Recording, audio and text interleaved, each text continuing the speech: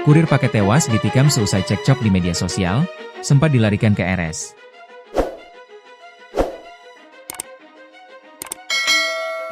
Seorang kurir paket tewas setelah terlibat cekcok di media sosial. Ternyata keributan di media sosial tersebut berlanjut ke tatap muka hingga berakhir pada penikaman kurir paket.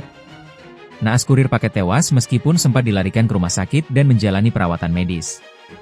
Peristiwa kurir paket tewas ditikam itu terjadi di Unaaha Kabupaten Konawe, Sulawesi Tenggara, Sultra. AJS sempat dilarikan ke rumah sakit setempat. Namun nyawanya tak tertolong. Kabar meninggalnya AJS diungkap kakak ipar korban insinyur saat dihubungi Tribun Sultra.com, Senin, 7 Juli 2025, pagi. Korban menghembuskan napas terakhir saat menjalani perawatan di RSUD Konawe. Ia benar sekitar jam 2 dini hari tadi meninggal di rumah sakit, ucap insinyur.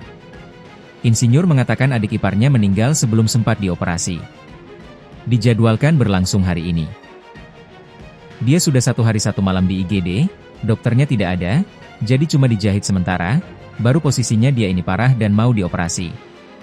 Tadi malam masuk di ICU, hari ini rencana mau dioperasi, tapi meninggal jam 2 dini hari, tambahnya. Korban AJS mengalami luka tusuk parah bagian pinggang belakang usai ditikam pelakuan. Korban AJS dan pelakuan sempat cekcok di media sosial. Hingga berujung penikaman di salah satu coffee shop di kawasan Inolobungga 2 Unaaha, Sabtu, 5 Juli 2025, malam.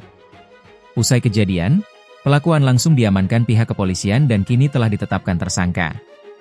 Sementara korban AJS, sempat menjalani perawatan medis di RSUD Konawe.